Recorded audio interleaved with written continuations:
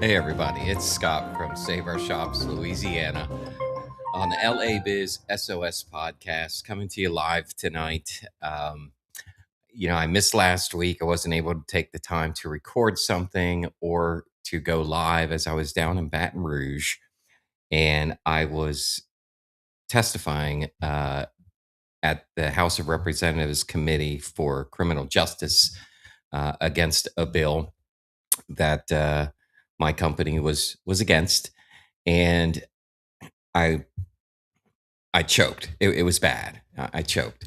I forgot what the key points that I was trying to deliver, and I don't think I got my point across the way that I wanted to. I guess if you want to watch something for fun, you can watch that, but I would recommend against it because it was pretty bad. And I remembered why I got into this podcast. I had a friend ask me last week, or no, it was a couple of weeks ago, when we were riding in the car. He's like, "What made you decide to start a podcast?" Because I hardly do any social media or any type of activity prior to starting Save Our Shops Louisiana, and I knew that I had to get the message out of Save Our Shops, and that is, of course, to excuse me, to acquire local businesses and keep them in the community that they have grown up in, the jobs in the community, the revenue in the community, and so forth. And he said, "What made you think about doing a podcast?" And I told him it was Harry Mack.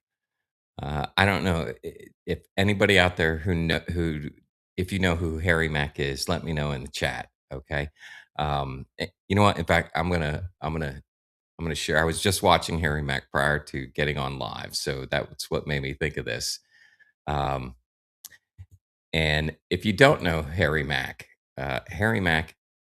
is a freestyle rapper on YouTube and on other channels. He goes out and he freestyles to people, and in this particular genre of this series of his is called Omegle Bars.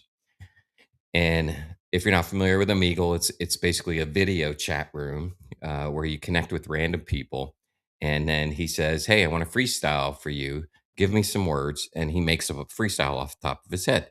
He has another series where he's in the park and he goes up to people randomly. He does a live show. He has a podcast where he talks about rapping. And the genre of rap is not my thing. But when I saw this guy for the first time, it made me realize the power of knowing vocabulary and understanding the dictionary and words.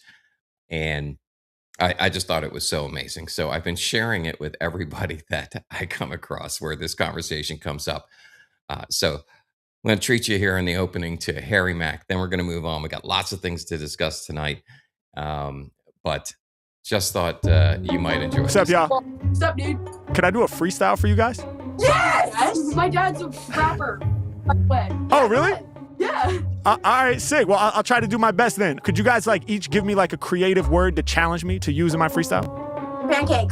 I was going to say banana. Banana pancakes would be fun. All right. Banana pancakes. And then how about this? For the rest of them, let's say no food or no animals. Those are kind of the most common things people think of. But banana pancakes are delicious, so we're going with that. Let's get two more. Yeah. Tapestry. Tapestries. That's awesome. Perfume. What was it? Perfume? Oh, perfume. Yeah. All right. And let me get one more just to make it a real challenge.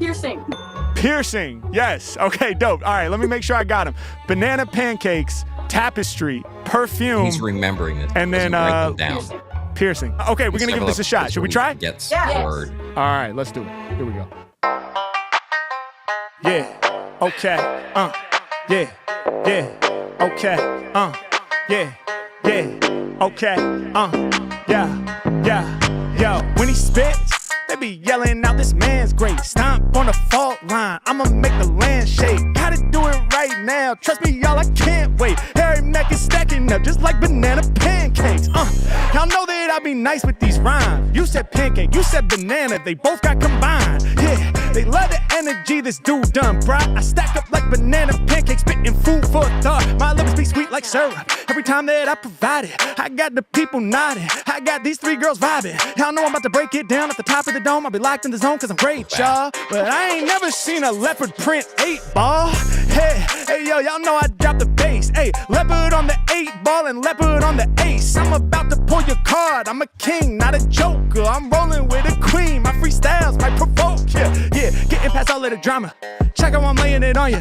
Shout out to the homie that's reppin' for Jordan and homie that's reppin' Nirvana. I read it off of the shirts. I be out here straight doing work. Yeah, every time I rhyme, I get you lifted like you puffin' on that perk. Speaking of perk, you got purple hair. H-Mac came through to work that flare. Off of the tip, I'ma hit you hard. Step it correct and I get you scarred. Do what I feel and I put my words together magically. I paint a picture on the wall like it's a tapestry. Y'all know I do my thing. All these beats they bang. If rappers was a tapestry, they still couldn't hang. And y'all know whenever I'm rapping, I'm stretching from Earth like way out to Saturn. Hanging the tapestry, it's looking trippy. It's got all kinds of patterns. Y'all know I bring them together. Sound like a psychedelic. Rappers played out like a relic. I'ma tell it my own way and make you jealous. I swell up when I start spitting. Off of the dome, my rhythm hitting. Other MCs tell me who you kidding. Yeah, looking for a rapper I could blast at. I'm in the right place cause you said, yo, my dad raps. Yo, that's ill, that's insane. Tell your dad that I said hi. When I'm spitting, I take off from the runway. I'm too fly. Okay, I'm about to rattle the room. 808 bass, make the speakers go boom. Hey, rappers whack, so I lay them flat in the tune. All my lyrics funky, someone needs to spray some perfume. Yeah, it's getting fragrant, we got the proper scent. Each time I rock, you know I'm about to leave these rappers banned. I do it different, I'm getting reckless, kid. Homie in the front be wearing at least 3 necklaces. My rhymes get beaded together and I'm shining in gold. Cause when it come to lyrics, Harry Mack is rhyming too gold. Yeah, you got a lot of necklaces, ain't no one schooling me. But necklaces are not my favorite type of jewelry. Wait, let me explain. I hope that y'all don't hear things. Favorite type of jewelry would have to be the piercings. They ask me why, cause my lyrics too smart. Piercings gotta be my favorite cause my bars are so sharp. Yeah, and my freestyles are piercing your ears. I'm the dopest rapper, trust me, they gon' hear me for years. I said I rhyme and I do the impossible, piercing through that obstacle. Check out the way that I innovate. Any wall I'm about to penetrate. Breaking through when I break it down with the crazy sound and the wheelless down. You gon' put your fist up to your mouth cause you can't believe the way I kill it, no doubt. H-Mac on the route and I'm taking them further. Off of the top, it's a straight up murder. We be on Omade TV spreading that joy. Go ahead and make some noise. Let's go. All right. Wanted to share that because I wish I had that speed of thinking and the ability to put together the vocabulary last week when I was sitting in front of the committee. And I wish I had it here every week when I'm sitting here with you. However, of course, my topic isn't as fun and exciting as Harry's. So go and check out Harry Mack. If you're a fan of rap music, or if you're a fan of hip hop, if you're a fan of just someone on a quest to conquer the English language, I think you'll appreciate Harry Mack. So go and check him out. All right. So anyway, on to the LABizSOS podcast episode. This is episode 14, SBA and due diligence documentation. Again, I've got a lot to cover here. I'm going to summarize a lot of it, but feel free to reach out anytime if you want to talk through more of it. I'm going through this right now as we continue down the path of making our first acquisition. As I've mentioned in previous episodes, we have a letter of intent signed. We're working on a purchase agreement. We have a deal in principle. We're going through the SBA to do some of the financing. So we're working on that, working with the lender, and working with the owner to do diligence. I mentioned on the last episode, we had 118 items on the due diligence list. We are through something like 109 of them. And I'm in the process of review all the items that have been provided by the seller. So overall, it's moving along very well. And it's just getting to the end and getting to the point where we're able to create that purchase agreement and sign it and ensure that funding is done. So that's where we are. And that's where we're going to pick up in this episode, the SBA and bank due diligence. So let's get into it. Document number 1. And listen, this is the starting gun. This is what kicks off the whole race in terms of uh, completing the due diligence for the SBA and the bank. So I guess you could say a good way to think about it is the letter of intent, the LOI, is like a handshake that deal. It's the the seller and I have agreed on the broad strokes, the price, how we're going to structure it, roughly how long it'll take to kick the tires on the business, and we've shaken on it, but nobody's signed anything binding yet. The lawyers are going to write the real contract. The LOI just says we're serious. Here's what we're talking about, and let's both stop shopping around while we figure this out. So now the LOI, what does a good one actually include? Let me walk you through it again. The purchase price, the deal structure. So, is it a stock sale, an asset sale? We've talked about that a little bit in previous episodes, but is there any seller financing and what are the terms for that? Uh, an earnest money deposit. Sometimes it's a good faith deposit, or sometimes not. Due diligence period. How many days are we going to dig into the books? Typically, it's 30 to 60 days. Then there's contingencies like financing contingency. What if it falls through? Leasing assignment contingencies. Any contractual uh, commitments by the seller that to transfer existing contracts, they have to work with their vendors or their customers in order to do so, if that's within the agreements that they signed with them, and ensuring that those are going to happen and be able to be done. And then there's things like exclusivity, a provision that says the seller won't market the business to other buyers while we're doing the due diligence, and that I will also do my best to ensure that the deal actually happens.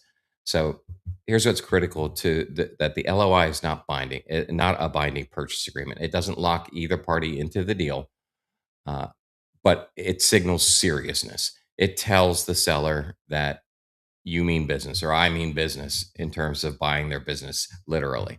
And it tells your lender, the SBA, the bank, that there's a real deal in motion. And I'll say that again because it's important. Your SBA lender is going to want to see that LOI almost immediately. That's almost the first thing that they ask for. That is what they will use in order to begin structuring their own deal, their own loan, their contract for you. So I want to use a SBA 7A loan to buy the business. The first thing that they do, hey, let's see that OLOI, because without it, they can't start underwriting. They need something that is written in order to do it. So as you get to that point, if you're looking to buy a local business here in Louisiana, then get an attorney involved before you sign that LOI. Broker represents the seller in most cases. You want to ensure that someone is there uh, watching out for you. Uh, Even though it's not a binding purchase agreement, the language in your letter of intent can set expectations and precedents that affect the final deal. A few $100s in legal fees up front can save you thousands, tens of thousands, and a lot of headaches later. So that was the LOI. We kind of talked about that before as we finished that a few weeks ago.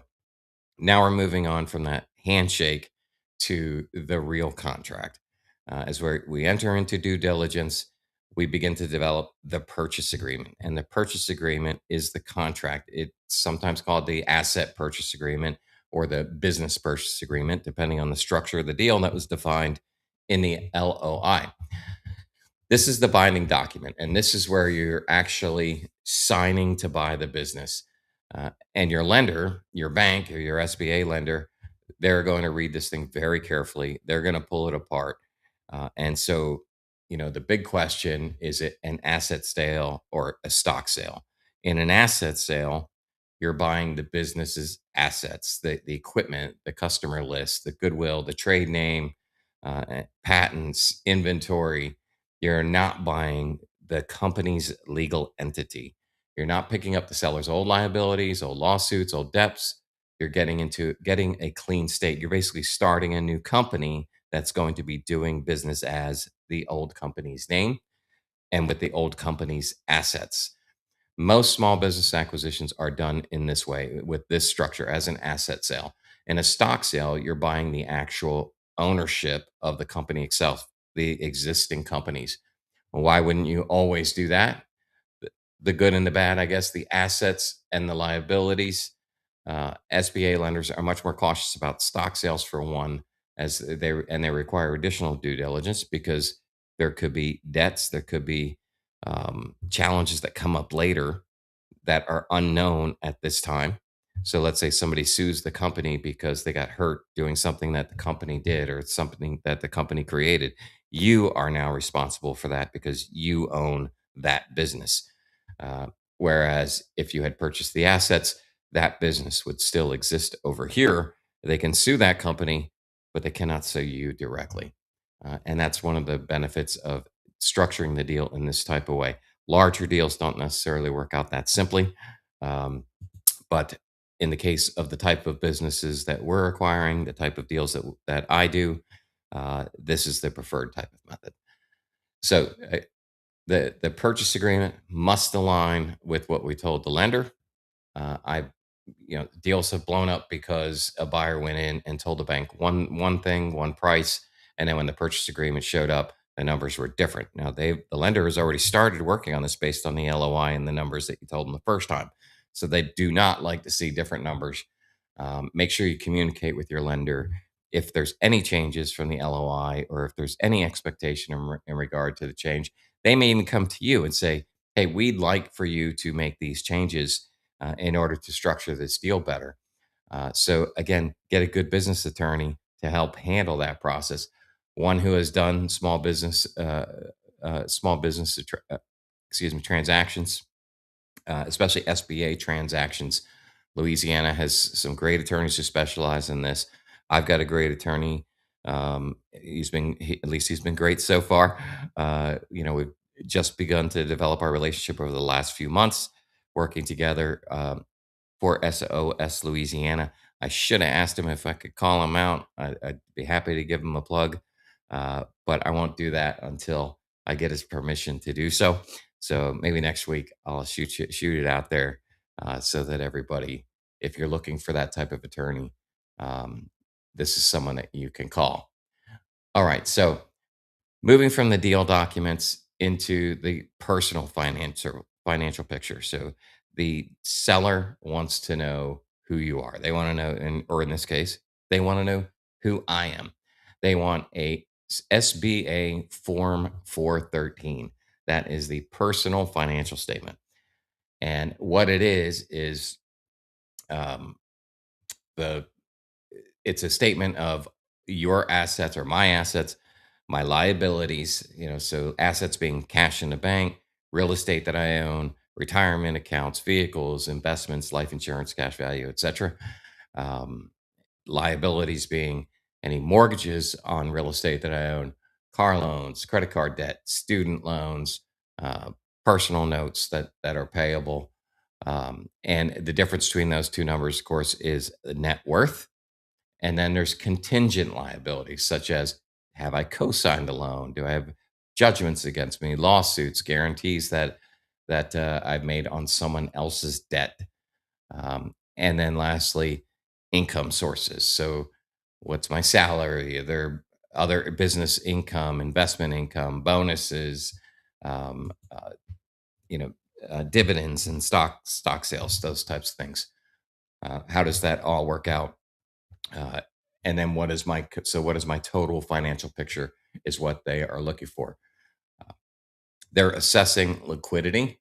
Do I have enough personal financial wherewithal to make equity injections if I need to, beyond just the down payment for the loan or for the business?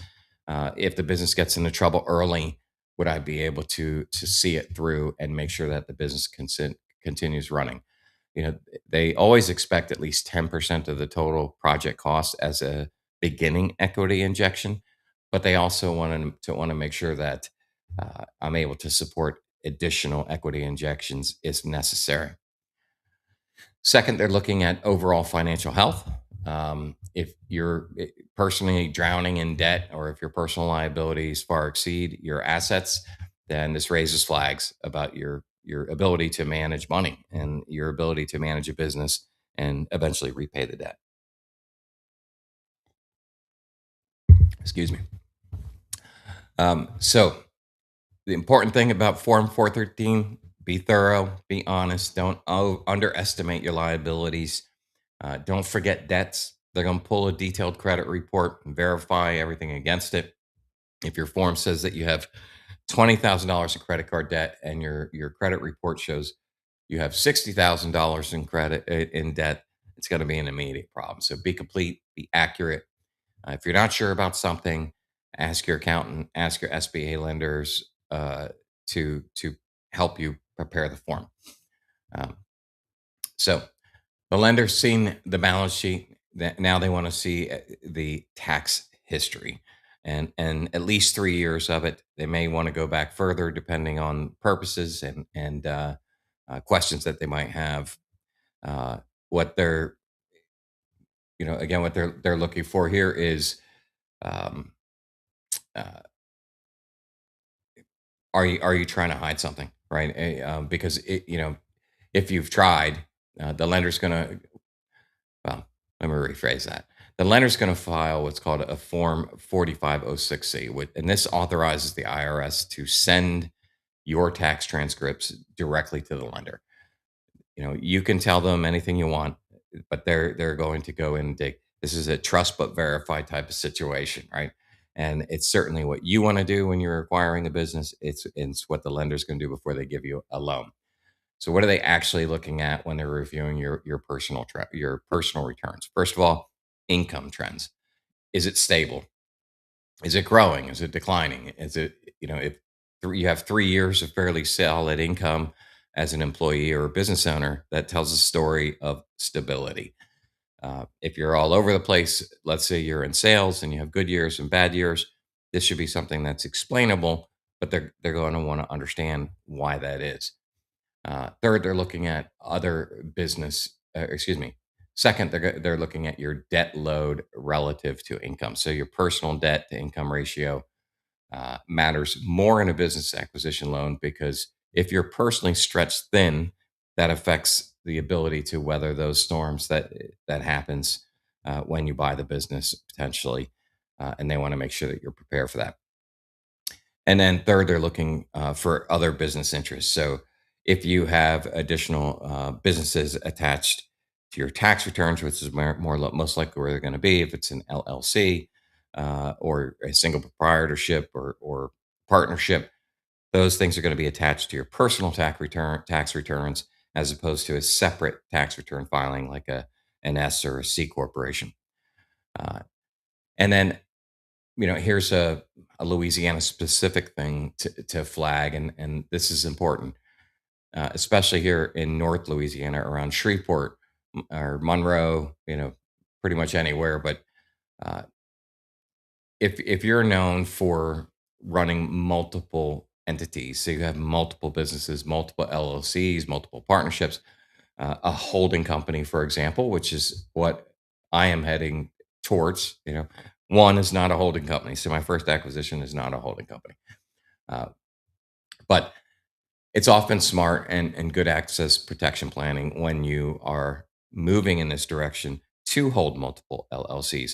So for example, if you already own a business today and you own real estate with that business that operates inside of your company, or your company operates inside of that real estate, you may want to separate those into two different companies. So your real estate is in one company protected by an LLC, and your business is in another company or another LLC, um, protected on its own, and your business pays your real estate rent. Right, so you're paying yourself property income into that other LLC. But if there's ever a problem that involves directly the real estate or that involves directly the business, those two assets are protected separately. So having multiple LLCs is not necessarily a bad thing.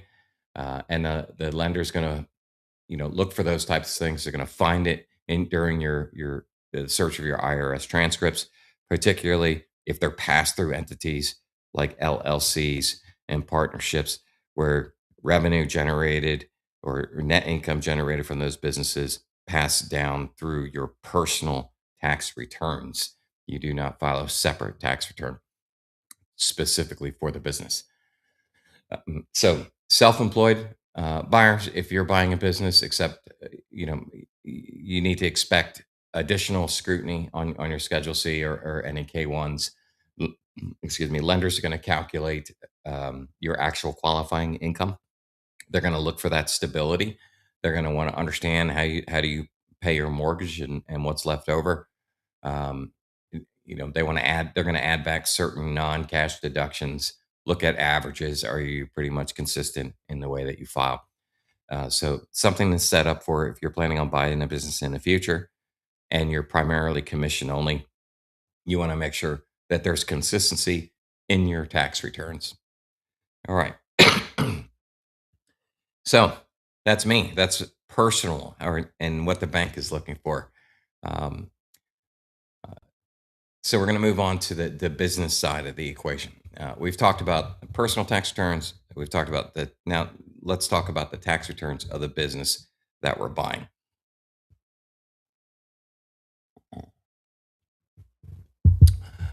Uh, the lender's going to require 3 years of the business's tax returns if it's a corporation, and that's going to be IRS Form 1120 or 1120S. If it's a partnership or multi-member LLC, it's Form 1065, generally attached to personal returns again. Or if the seller's a sole proprietor, then it'll be on their personal Schedule C. But whatever the structure, the lender's going to want to see 3 years. Against the same deal, they're going to want to verify those with the IRS transcripts um, by way of the 4506C that they'll submit to the IRS. So make sure that you give them everything that they need and um, give them uh, because they're gonna double check it. So here in Louisiana, we have a lot of cash intensive businesses in the state: bars, restaurants, car washes, laundromats, beauty salons, food trucks, those types of things that do a significant portion of their revenue in cash. And lenders know this, and they're going to be looking very carefully at whether the income reported on the tax return matches what the bank deposits show, because the seller's been telling you they make 400,000, for example. Let's say they tell you they make 400,000 annually, but the tax return shows 180,000. There's a problem, right? Either the $220,000 difference that was unreported to the IRS, which is illegal, and which creates enormous liability for you as the buyer, for me as the buyer, or the business isn't actually as profitable as you've been told, right? So either way, it's a problem. If the seller starts talking about off the books money, or suggests that you should pay more for the business because of the cash that they don't report, my recommendation would be to walk away. At the very least, talk to a very good attorney again before you go any further. Lenders will not count unreported income. They don't care what the seller says. If it's not in the tax return, it doesn't exist. It's a full stop. So you don't want to buy a business and inherit a tax problem in buying that business. So all right. So the lender, they're building their underwriting analysis on the tax return and the financials that you've provided at this point. And if those numbers can't be verified, or if there's big discrepancies, most likely they're going to reject that. They're not going to provide that loan. It's that simple. So you want to make sure that you've got all of that information together and that it all aligns with the offer that you've made. If it does not, you may be best to pull out of the deal at that time. So, all right. So that's the overall gist of the loan documents, or excuse me, of the leading up to the loan documents. What are some of the things that they're going to be looking at? The financial engine, I guess you could call it, of the loan package is where the SBA lenders analysis is going to spend, I think, most of their time. I want to make sure that you really understand what we're talking about here. Again, your lender is going to need 3 years of financial statements to go with the tax returns, and for the business being acquired. Of course, that means the profit and loss statement, or the income sheet and balance sheet for each of those 3 years. Ideally, this should have been prepared. It should exist by the seller's CPA. If they've just been doing it on their own using QuickBooks, or they've never had a CPO review those financials, it's going to create some friction with the lender. It's not necessarily a deal breaker, but the lender is going to have a lot less confidence in the numbers, and they're probably going to want additional ways to demonstrate that the numbers match, and that the business is doing what it says it does. But in addition to the year-end statements, they're going to want some interim financials. So, for example, it's May now. They're going to want from January to May of this year to make sure that the business is current and then it's doing what it says. And they may not go all the way back to January, but typically 120 days, something of that nature. Um, and anything older than that, and they may ask for an update, right? So if you get too far beyond, let's say we're working on the deal, I submit my package to the lender in March, now it's May, they may ask for some additional data. One of the things that they're looking to calculate, from all of this information, all this data that's provided, is the debt service coverage ratio, the single most important number in the loan approval.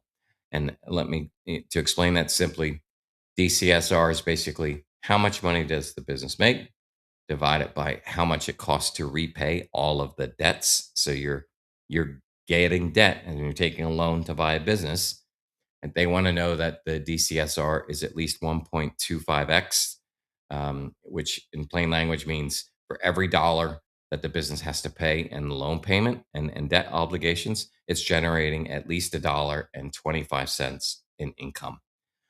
The extra cushion, that's the 25 cents. It's what gives the lender comfort, in that if things slow down a little bit, you can still make the payments, right? This is giving it almost a 25% adjustment in revenue, once you buy the business, and you're still be able to repay the debt. If the DCSR comes in below 1x, that means the business doesn't even generate enough income to cover the debt that you're taking on. So, and that's going to be a problem. Comes in at 1.05 or 1.10, it's going to be a tough conversation with the lender. They really want to, particularly the SBA, insist that it's a minimum of 1.25x, and ideally higher. Now, initially, you may think that buying the business, even though it's losing money, is a great idea, or it's close to losing money because you're going to grow it, you're going to expand it. Well, that's no guarantee for the seller, or excuse me, for the lender. They want to know what the business is doing today, and they are going to look at how your experience and your resume is what they want. They want a professional resume, lines up to experience in the industry, experience in management, experience in running a business, growing a business, and taking on all of the things that small business owners have to do, that you're going to be successful at it. Um, so, um, we've covered several things. We're already 35 minutes into this, and I do like to try and keep a little bit short, for these episodes.